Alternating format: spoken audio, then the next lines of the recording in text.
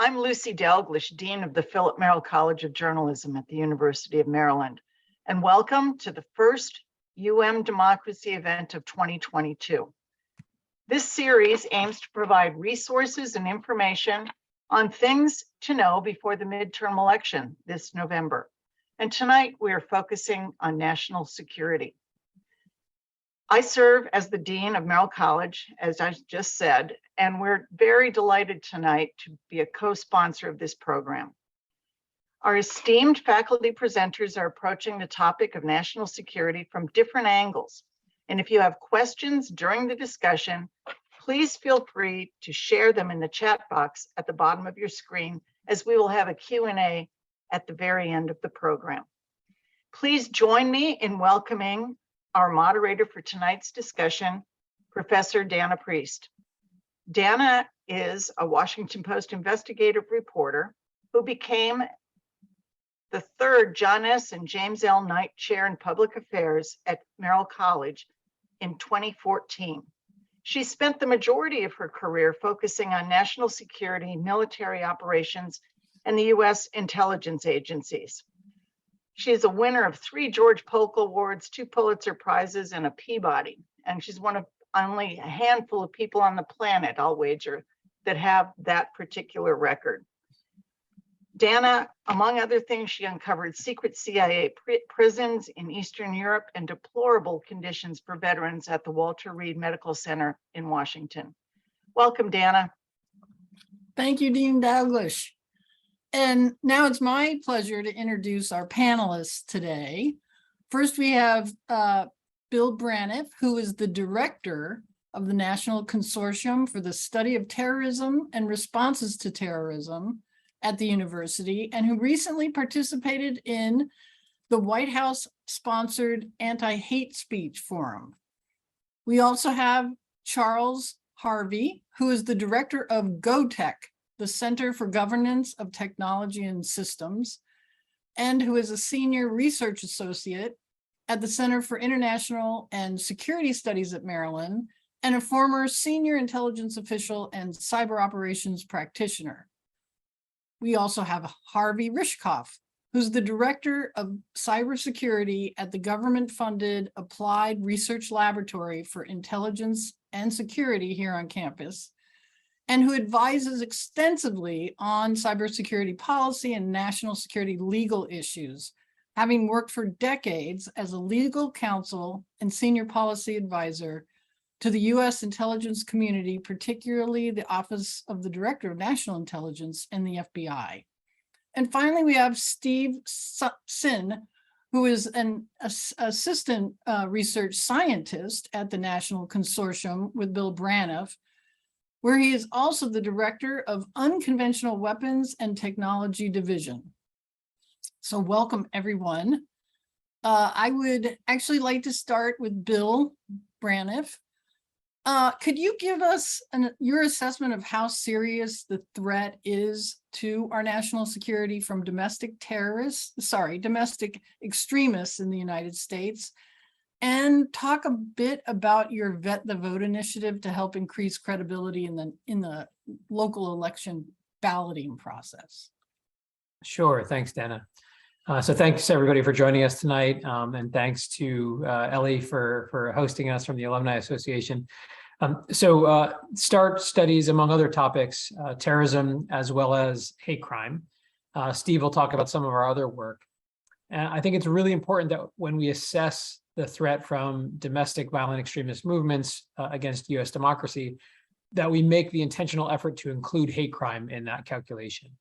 In a given year, there are maybe 70 terrorist attacks in the United States, and that's actually a bad year. The last 4 years or so, we've seen more terrorism in the United States than we've seen since about the early 1980s. And we've been between about 70 and 100 attacks. In a given year, any year, a random year in the United States, we see well over 7,000 hate crimes. So orders of magnitude more incidents that are labeled as hate crime. And it used to be that we thought about terrorism differently because terrorism has a psychological and political impact on an audience beyond the physical target of the attack. So terrorism is political violence. It rips at the political fabric of our society. So we gave it extra weight and we considered it to be a national security issue. We, however, relegated hate crime to some sort of local crime, right? Well, that's just a local issue. That's just a local criminal justice issue. But of course, in the current environment, the current information environment, we know that a hate crime can be applauded online by individuals who share that bias that motivated that attack. It can be amplified by hostile Russian influence operations who can see that as a way to turn Americans against Americans if they can just amplify that wedge issue, that grievance. And so really, the difference between hate crimes and terrorism today is to some extent a distinction without a difference as it relates to our national security. So the United We Stand Summit at the White House that you mentioned, Dana, it was really the first time where I've seen the federal government put hate crime in the sort of the same playing field as terrorism as we answer this question. Well, where are we in the United States when it comes to this issue? I think that's really important for us to do. And the answer is, unfortunately, we're at an all-time high when it comes to hate crime. You can see a massive spike in conspiratorially motivated hate crime against, for example, Asian Americans and Pacific Islanders. This is based on theories about COVID-19 and who's responsible for that virus, right? We've seen the Anti-Defamation League has recorded historic highs in terms of anti-Semitic hate crimes in the United States. And terrorism itself is up. So in general, we're at a very difficult time right now when it comes to ideologically motivated violence. And one of the reasons this is such an important national security issue is that these, if you think about a terrorist attack or a hate crime, it's the application of violence against a wedge issue in our society, right? Some sort of wedge issue that drives people to one or other side, right?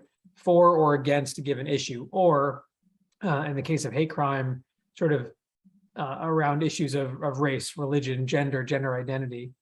And what's happened in our highly polarized political moment right now is that politicians are sort of taking the bait and they are politicizing some of these wedge issues, including issues around, for example, immigration. Starting in 2016, we've seen a fourfold increase in the amount of anti-Latino terrorism and hate crime in the United States. Right, this is the same time that our political rhetoric started to describe immigrants from coming across the southern border as an invasion or invaders. Right, so that military language then turned into endorsed by politicians, turned into unfortunately ideologically motivated violence against those targets. And so as these issues become politicized, you start to see politicians take stances for or against certain kinds of extremism. And just to give you a quick example, I'm an Army veteran, and START has spent a lot of time engaging with the Department of Defense on the issue of extremism in the military and among the veteran community. And there's recently been a Senate effort launched by Senate Republicans to prevent the Department of Defense from addressing extremism in the military, because they consider it to be a woke issue. That this is a really concerning development from my point of view. As Steve can attest, Steve was a military officer as well. We have height and weight standards. We have standards about the length of your sideburns, all sorts of grooming standards. The idea that we wouldn't take issue with white supremacy or anti-government extremism in the ranks is insane if you're thinking about the good order and discipline and the combat effectiveness of that very diverse military. And so this, to me, starts to get to the point of why is this a national security issue? When these issues become politicized, they become partisan issues, and we no longer are making decisions based on the security merits of a given threat, but on some sort of political perspective, I think we've lost the bubble, right? We're no longer really making rational decisions. You asked me about We the Veterans and a veterans initiative that I'm proud to be a part of. I'm a founding board member of a veterans organization called We the Veterans. And as we look at the hyper-politicization of even our election process, the integrity of our elections, and the idea that poll workers are being threatened and harassed at record levels by individuals who believe conspiratorially that the last election was stolen or illegitimate, we decided to try to do something about it. And so what we've done is launch an initiative called Vet the Vote. Vet the Vote is really a coalition. We have 27 different veteran service organizations that are a part of this initiative. The NFL, the Chamber of Commerce, 2 other civil society organizations. So 31 different organizations. And what we're doing is recruiting veterans and military family members to serve as poll workers, not to serve as poll watchers, not to show up in camouflage and battle rattle, but to just help their neighbors cast their ballot in a free and fair election. Be a part of the election process, experience it for yourselves. And after that point, you'll understand that the elections are very well maintained, that the integrity of the elections is there, and you'll be able to carry that narrative at your next barbecue with your neighbors, explaining that really these things are not as fraught as you might be led to believe. And we're really proud to say that to date, we've recruited 60,750 veterans and military family members. So that's about half of the national shortage predicted for the 2022 midterms. And we've halved that number through this veteran effort. The idea is that we can reestablish or just reaffirm civic norms, civic discourse, civic engagement in the United States. What you're really doing is you're crowding out vulnerabilities to extremist violence and to mis and disinformation on the margins. You're sort of building those muscle groups and crowding out vulnerabilities.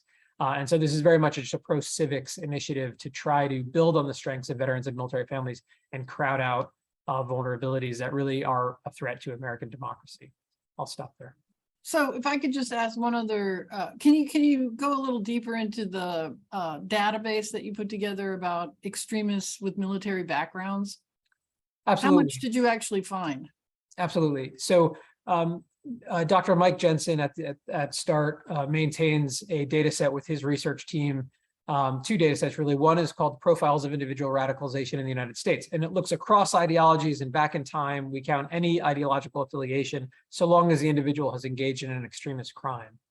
And therefore, we can dig into that data and look at the subset of individuals in the data set who have military service backgrounds. And what Mike found is that between 1990 and 2021, there are approximately 500 individuals with military service backgrounds who engage in extremist crime. So that's a statistical zero when you compare about the size of the military, right, across all branches, right? It's a very small number.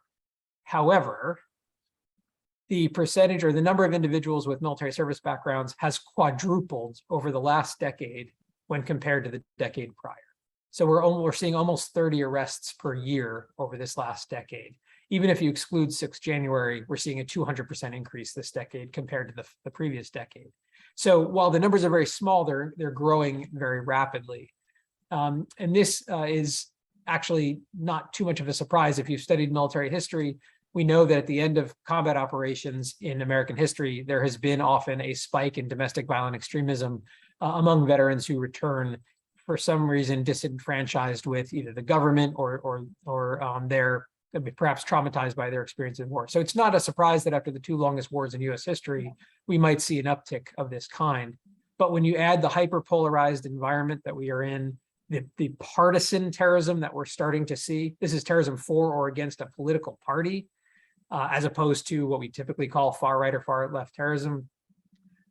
We're seeing the largest percentage of the military, that military subset are engaged in anti-government extremism. This is very dangerous for civilian control of the military, for example. So there's lots of reasons why a very small number of individuals of military service backgrounds is still an unacceptably high number. So we the veterans is really trying to address this issue of extremism among veterans and military families, while not accepting the narrative that somehow the military is an extremist organization, which it is absolutely not by any empirical measure. Great. Okay, thank you. I'm going to go to Charlie now because so much hate speech circulates on the internet and through technology, which is what you're looking at in terms of governance. Why isn't the internet as easy to regulate as newspapers or television with libel and defamation lawsuits? And what are the obstacles to simply censoring hate speech on the web? Well, thank you for the question, and thank you to the organizers for having me here. Yeah, I mean, over certainly the last 70 years, the development of the internet as a global utility is fundamentally transformed lots of industries, and obviously in the area of media in particular, we've seen just an incredible transformation just even in the last 2 decades. A lot of this has to do with just the sheer volume of data that's moving around the world. Within the last year or two, it was roughly the amount of almost 200 libraries of Congress's worth of data traversing the planet every second. Just the sheer volume in of itself speaks to the kind of very large transformation and evolution of internet-based communications.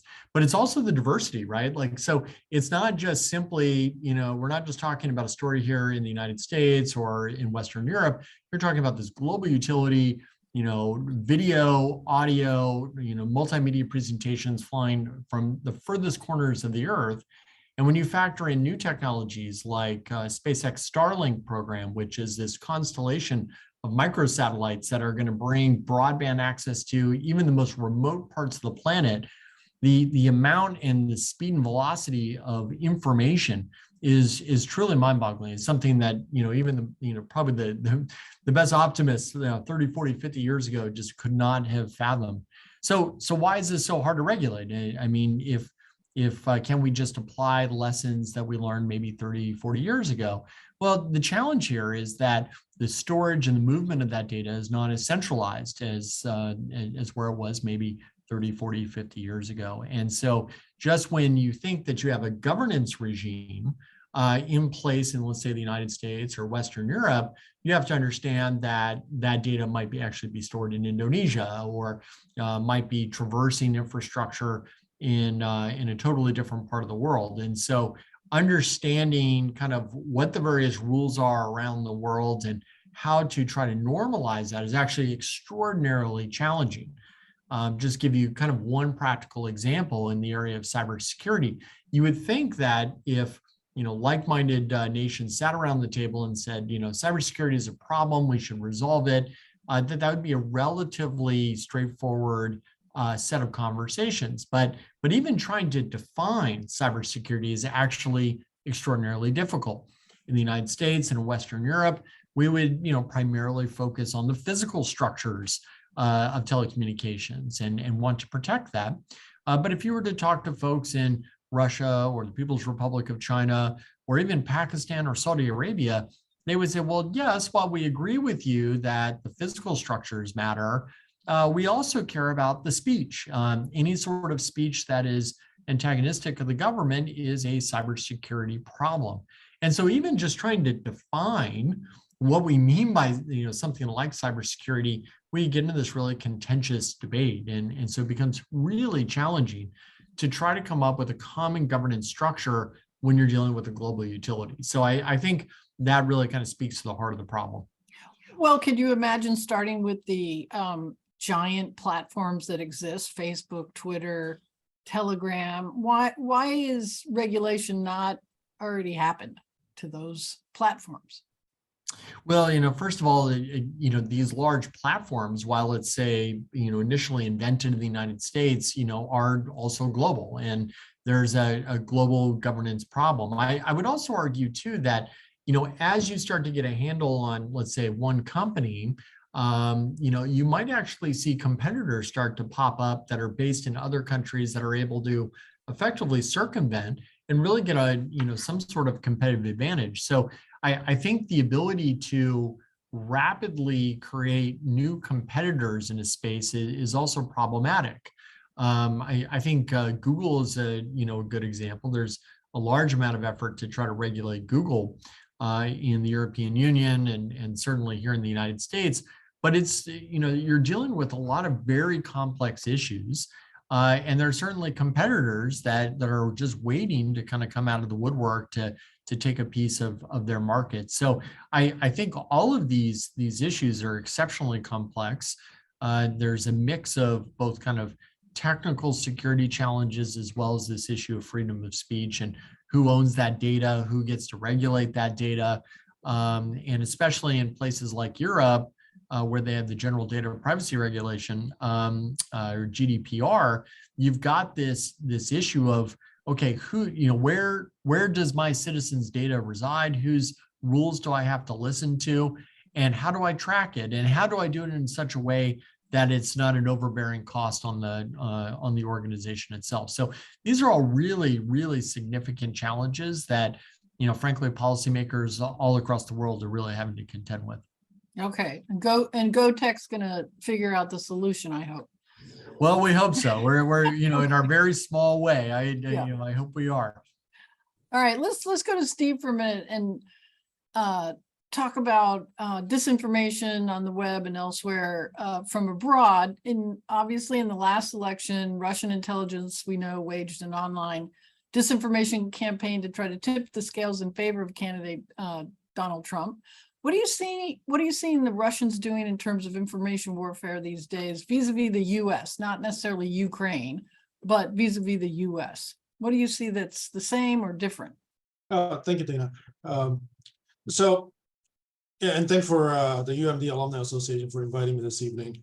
It's tremendously exciting. I get to talk about information operations any chance I get.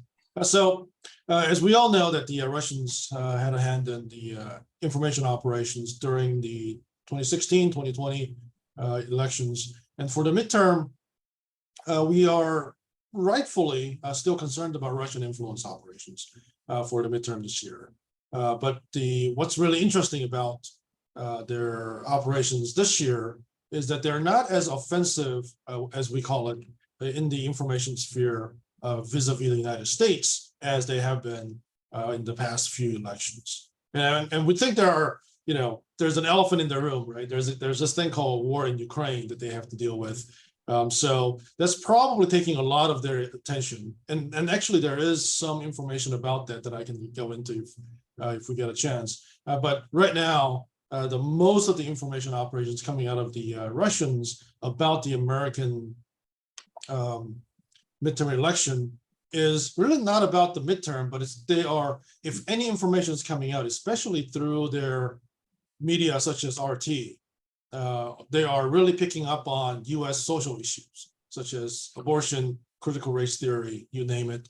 They'll pick that up and then they will broadcast about those, but not necessarily about the midterm, right? So while they're not directly engaged in sort of offensive information operations as they have in previous years, but they're still playing the same game. And they're essentially letting us run with the narrative that we want to run with, right? And so, which actually is part of the information operations tactic, is you sow the seed and you see what sticks. My colleagues and I call it the spaghetti approach. You throw it at the wall and see what sticks, and you go with what you got.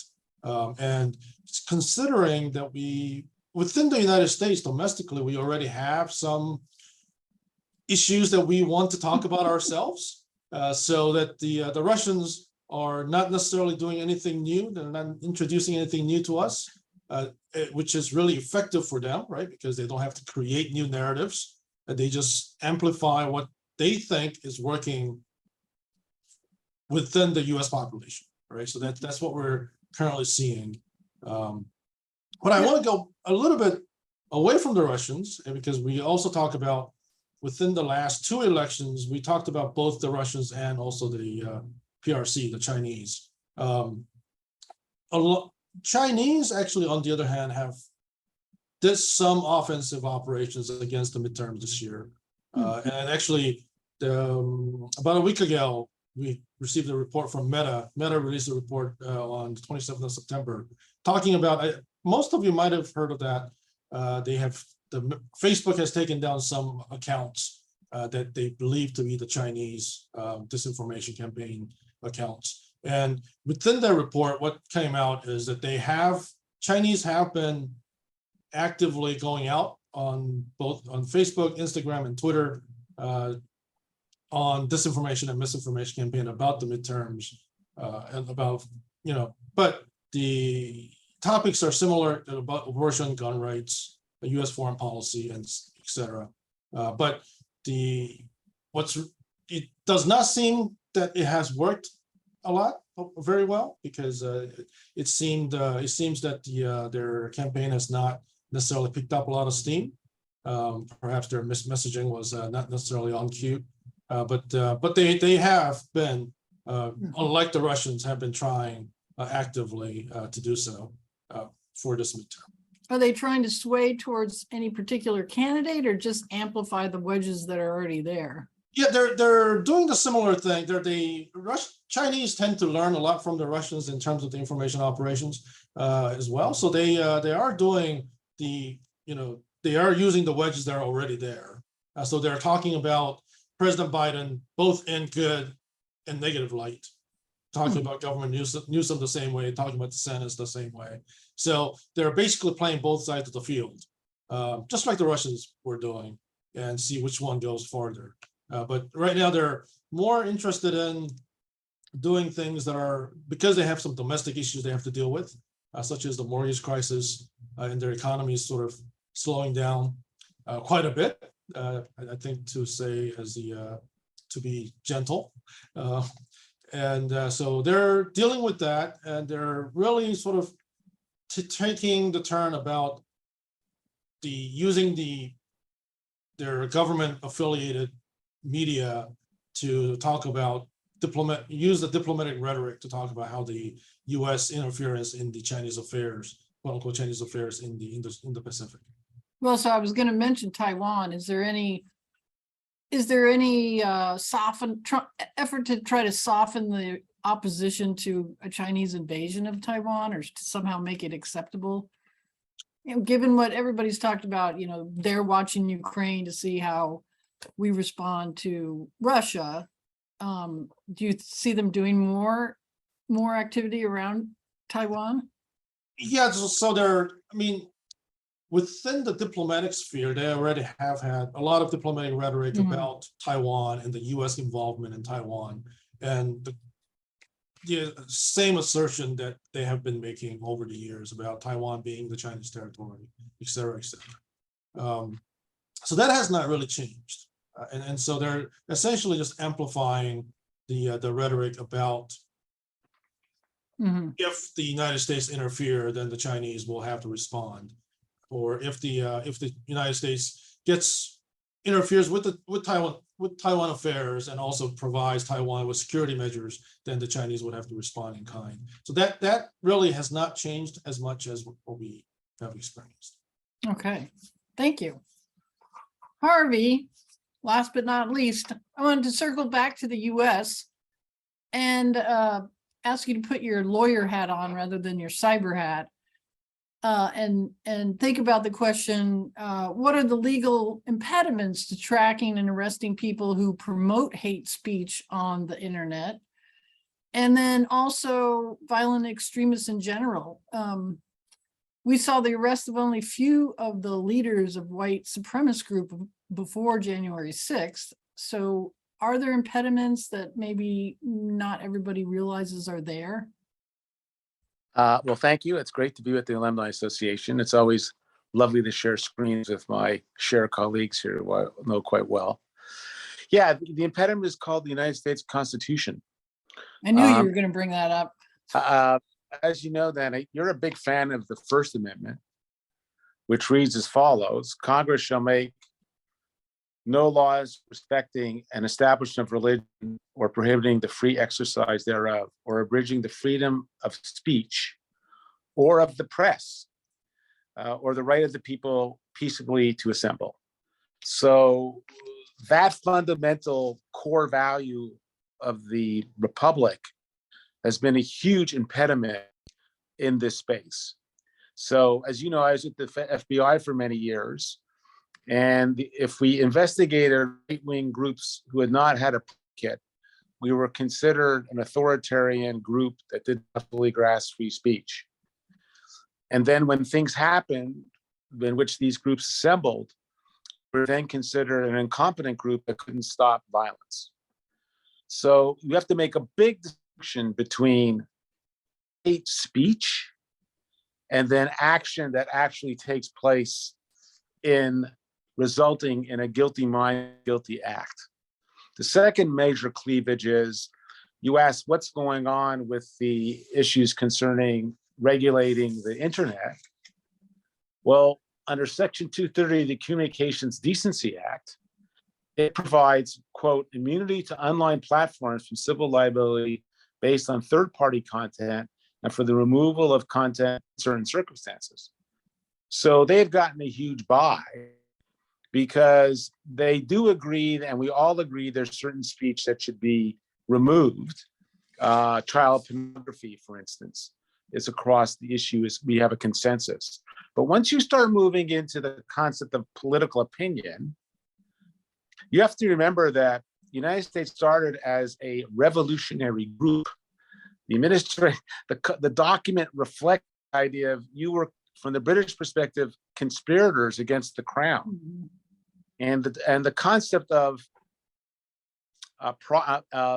security and secrecy is mentioned in the document, but the concept of privacy is not.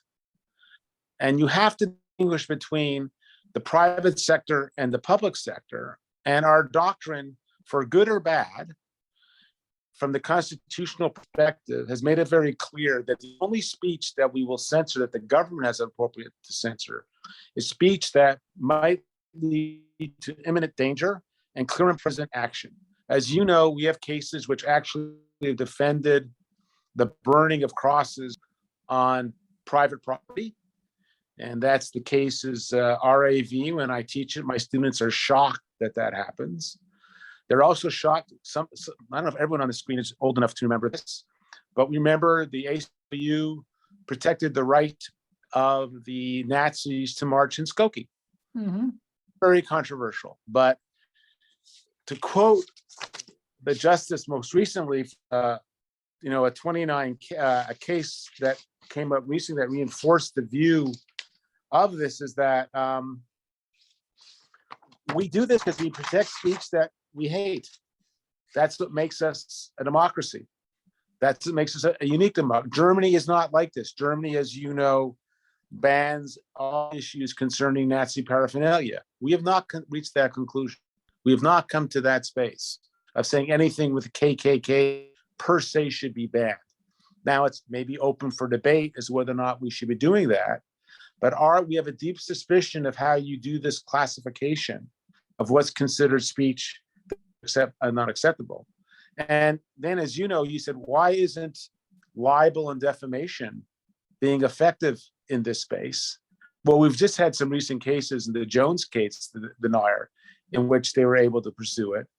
And normally how we do it, which is how it becomes manifest for effective legal action, is usually, ironically, it's usually in the employment space. So, harassment and employment, you don't have a free speech, and when we have cause of actions that go after sort of the EEO violations. But when it comes to the general political speech, when you say, what's the problem? You're looking at it. We are the problem, given the way we are so protective of the concept that makes for robust languages. And this appears to be doctrine that is agreed to both on the left, right of the Supreme Court from them to be supportive of. Everyone agrees when it comes to EC actions or civil rights acts of 74 and age discrimination employment, then it becomes manifest that the speech is restricted. But outside of those contexts statutorily, we have a very difficult time restricting the speech.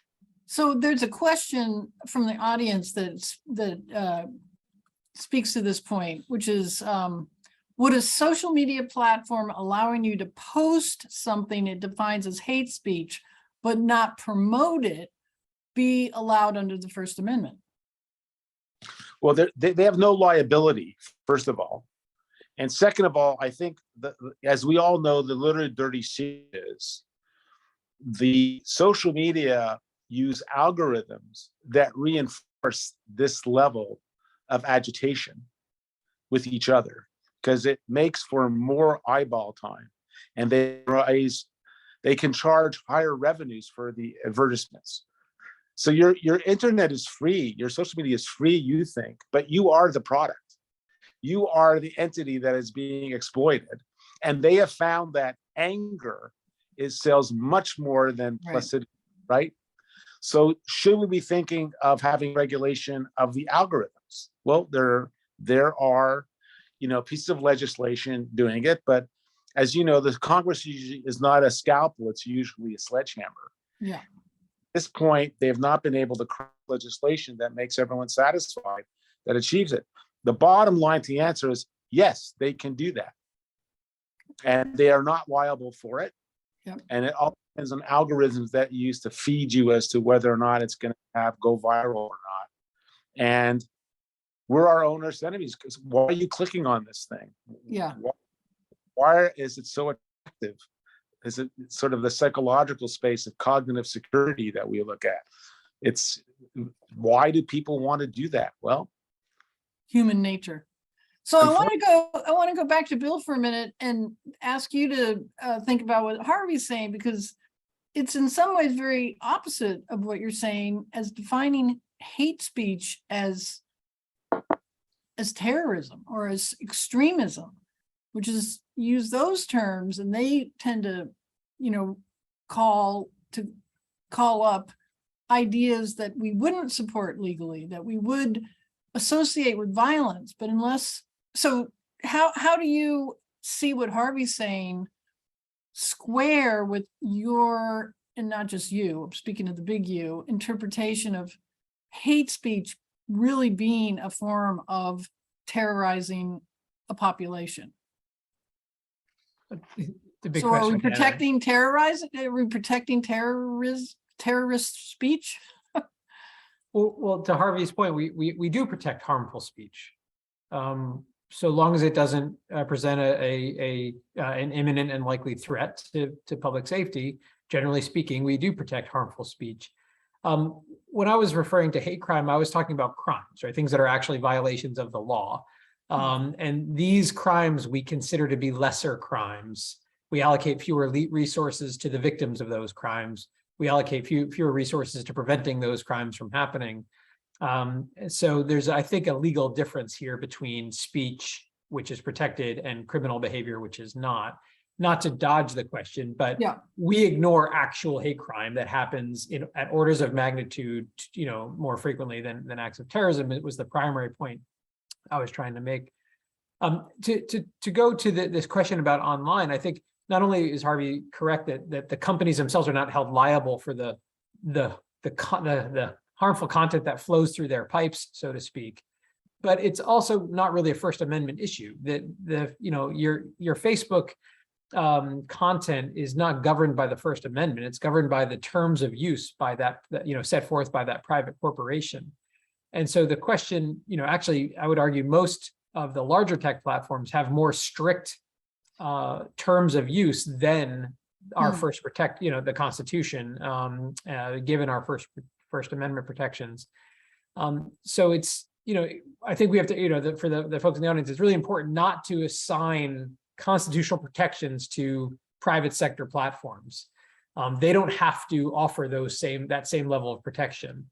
But to Charlie's point, it's a marketplace. And so when some companies do take more, draconian stance towards speech, other platforms emerge to capture that market share and say, we're going to be a free speech platform. We're not going to censor the content in our pipes. And so the question is, to regulation, do you have any confidence that the Congress is going to be able to keep up with the rate at which these online capabilities emerge and adapt and change, right? I think that's very unlikely. Literally the internet that you regulate today will be different by the time the regulation sees daylight. And then second, it's not a US issue, right? Facebook has more people than any nation on earth, right? And so this is really a transnational phenomenon that in some ways is therefore beyond the rule of law as we understand it parochially in the United States. Well, does the anti-proliferation paradigm then fit the internet, which is trans, multinational, and can be weaponized? Yeah, maybe I'll let others. I've taken too much airtime, but I would just say that the one difference is that, to Harvey's point, we are the consumers demanding this technology exists, and we want more of it, and we want it to be, to give us more and more capabilities. We all want to be super empowered individuals, so we're begging for it. So the idea of the sort of like a nuclear non-proliferation regime applying doesn't really make a lot of sense, because we're talking about a very different commodity, I think. But I'll let others chime Well, in. does the WMD expert, would you now throw certain types of internet platforms in there as a weapon of mass destruction? Perhaps as a weapon of mass disruption. But that I think we have certainly seen, but I don't know about the destruction part. And I think, well, for the NPT or any other weapons of mass destruction, the treaties that we have, I think one of the issues would be when we talk about non-proliferation, we're really talking about technology transfers and technology diffusion, right? The problem with the internet is we already have diffused. Right? Mhm. The fact that we have the internet is you're starting from the point of diffusion already. So the question, it will not be the same application. Right. That perspective. Yeah. But I would not put it into the category of weapons of mass destruction yet. We may get there. Although the Rohingya might disagree in Myanmar. Okay, I want to ask Harvey one more question, one more domestic question, which is, what are the legal obstacles to charging a sitting president with the crime, as many people would like to see Trump charged for his role in fomenting the January 6th insurrection? So can you unravel the reticence that some have just to even go there? There's a simple answer and a more complicated answer. The answer is the Office of Counsel has a memorandum that are Can't wrote in see you anymore, Harvey. Can you? There you go. Okay. I prefer anonymity. Too late. The Office of Legal Counsel at Department of Justice is a very famous memo. You remember then it was that little Nixon period, whether or not you'd be able to prosecute a sitting president. And the general conclusion they came to was no. And we've had about 6 other opportunities to think through memorandums. I was involved in one when we were at the Department of Justice of the prosecution of our friend, President Clinton. If you remember, there was a civil action against President Clinton, and that was allowed to go forward. So there was a form of an indictment, or at least to go forward. And the court, rather unanimously, I think it was one of the opposition votes, said no, you couldn't depose him.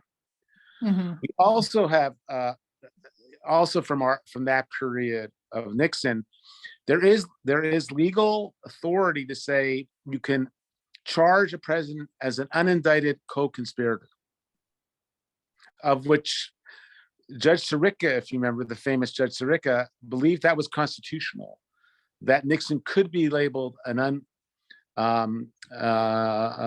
individual who is a non-charged co-conspirator. That raises the issue of President Trump and his relationship to January 6th. Could he become an unindicted co-conspirator if they believe they've gone far enough to make the question of insurrection stick? Mm-hmm. So if you remember that when Mueller did the review, Mueller in his report to Barr said, I am following traditional Department of Justice rules, which is the 73 memo. I can't charge the president as a sitting president. Now, there is some argument that you could charge him in order to toll the statute of limitations and not prosecute until the individual's left office. That's still uncharted territory. Mm-hmm. Because historically, the political issue is, of course, is impeachment under the Constitution and the 25th Amendment. The other wrinkle historically, which I don't know how many people know, the conclusion of that memo was you could charge the vice president. So the vice president did not have constitutional protection under the memo written in 73 and subsequent interpretations of that memo. So Pence could be potentially on the hook depending on what he that day. So those are the wrinkles. I know people find it disconcerting, but the concept of a charge, a delay to toll the statute of limitation was open to the Justice Department under Trump. But now he's no longer in office. And I would say the Attorney General is going to be very careful to say that if he's going to charge the past president with charges that they did after the Proud Boys, including the possibility of insurrection and conspiracy, they're going to need what we would call a smoking memo or a smoking call for them to be able to go forward with a seditious conspiracy count or a conspiracy to obstruct official proceedings. Do you have any indication from what you read that that's what they're looking for? Well, I'm a huge fan of Merrick Garland's. If you know, we worked on the Oak bomb case. Merrick was the leading trial counsel of that from the Department of Justice. There's no question, I think, why there's been such a widespread of subpoenas recently is they're looking for the evidence that would give them the foundation so that if they went forward, a jury would find it convincing that the president's actions constituted sedition, obstruction, and conspiracy. That's what they're looking for. Okay. So I think I'm headed into the final question from the audience, and this one's for Charlie. How is it possible to maintain freedom of speech and control social media and limiting social media competitors at the same time? I think that might be a little challenging. I think a lot of this boils down to almost hardening of the populace. I always take a great. What do you mean by that? What's that? What do you mean by hardening of the populace?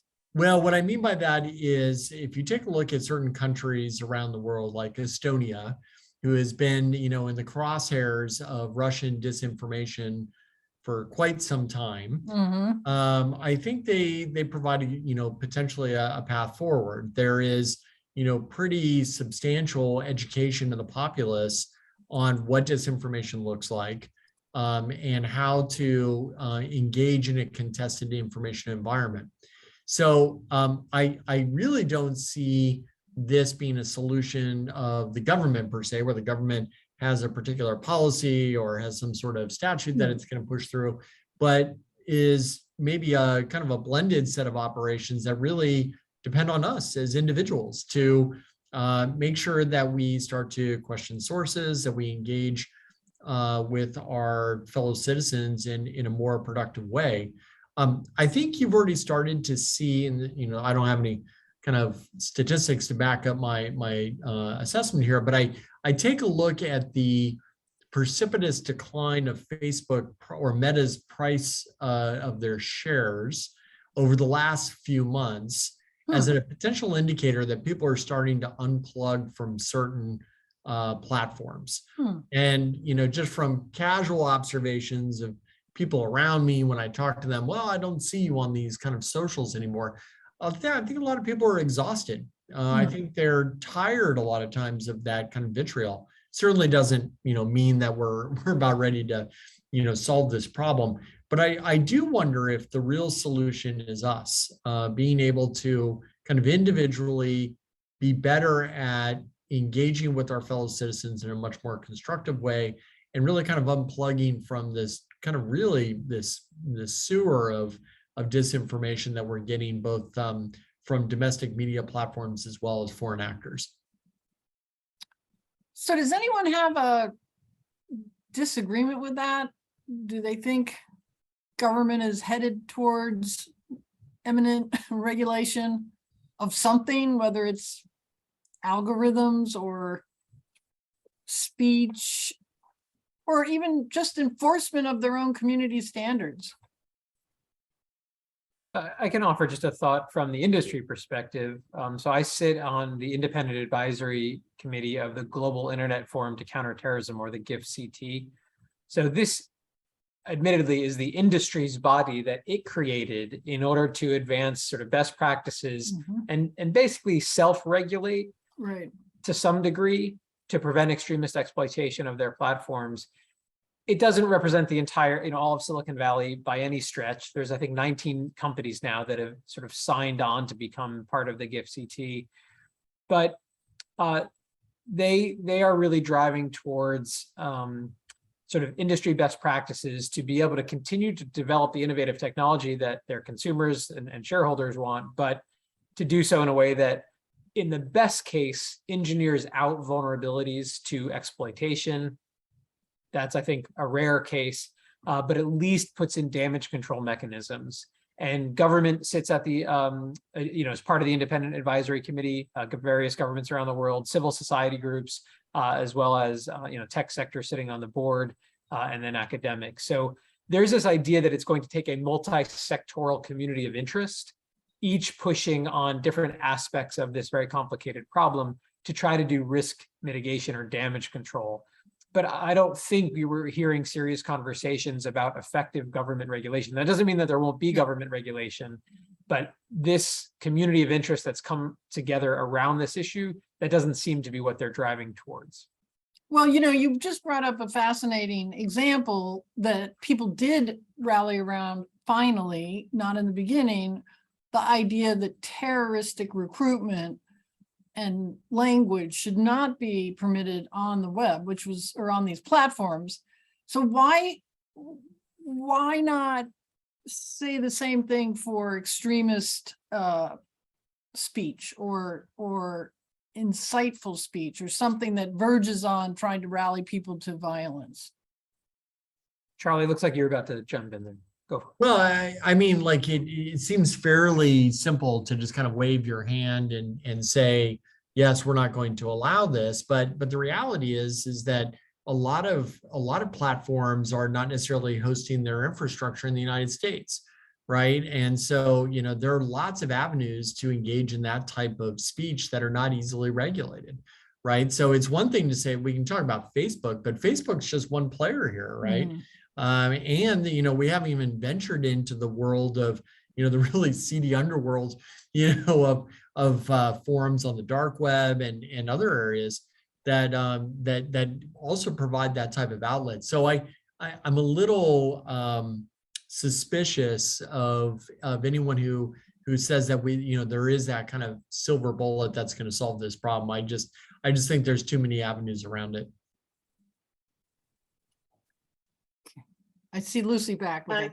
I think we have time for one more question. If anyone wants to throw one in the Q&A, or if one of you participants has a question for one of your co-panelists. Okay. So this is one about regulating the internet again. The growth of it has been enormous, but when other technologies were new, there were similar challenges. It's a wide net, no pun intended, that has been cast, but that should not make it something that is backburnered. So let me try to answer. When I first started driving, we didn't have seatbelts. We didn't have airbags. There weren't breathalyzer stops. New technology, we put in all these seatbelts and things. That's true as everything today. Question I would pose to my fellow panelists is, if you could do one thing, the government to do one thing, and this includes you, Dana, and our host, what would you do? What would you recommend CyberZar to do in this context? Over. Okay. Well, I can start. I would ask the platform, or maybe demand, that the social media platforms actually do enforce their own community standards. So the community standards is like their own constitution. It's what they say. It's what they say they do to keep their platform safe and whatever. And is they will say it's the pact they make with the consumer. So if they're falsely advertising to me that's not what they do, then maybe they should have a penalty, just like a product that is not really a product that actually isn't safe. So use their own community standards and make them enforce it, and find mechanisms to show when it's not enforcing, which is right now very scattershot. And it depends on investigative journalists and activists coming up with these cases, which they're very good at doing now. Anyway, that's my 2 cents. Bill, what would you suggest? So I don't know that I have an artful answer to your question, but I think that what I would suggest is that there has to be some kind of truth in advertising, to Dana's point, meaning that when content is meant to be entertainment, it's not labeled as news. When content is labeled as news, it's held to journalistic standards. I think we have a problem now. We don't have our 21st century information age legs underneath us yet. And because of that, we don't really understand what we're consuming, and we don't really weight it appropriately. And that makes it very easy for us to be manipulated by news entertainment, which we take to be news, and it's not. This kind of, I think, manipulation is stoking us with righteous anger towards each other, towards one another, and it's really dangerous. Steve, what do you think? So I'm going to take a little bit of a different tack on this, is that I think one of the things that we need to do, and a lot of the institutions of higher education have started doing this, is that we need to teach our population how to discern information, right? Social media companies can regulate their own, et cetera, but until we can figure out what's truly real and not, it doesn't really matter. That's where I kind of sit. Media literacy then. Yes. Yeah. Charlie. Yeah, I like to kind of follow on what Steve was just saying. I like this idea of kind of reputational scoring of comments. I always think of, if I go on Stack Overflow or something, if I'm a developer and I want good recommendations on how to solve a problem, I look at, kind of reputational scores of like of the person making the post.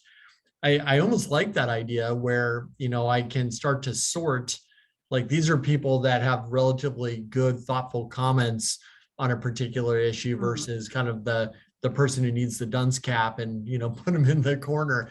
I mean, I don't want the person with the dunce cap to not have a say, but at the same time, I do want to be able to prioritize, and look at more thoughtful commentary. It's no different than looking at news articles, right? There are going to be certain sources that I want to go to on a regular basis because I know that I'm going to get thoughtful commentary versus others that are really just for entertainment value. So Luis, I'll give it back to Dana, but you should have the last word. What would you do as a dean? What would you like to see done? Exactly. I would do a lot of those things. I would look at Section 230 and work with some of the amendments for that.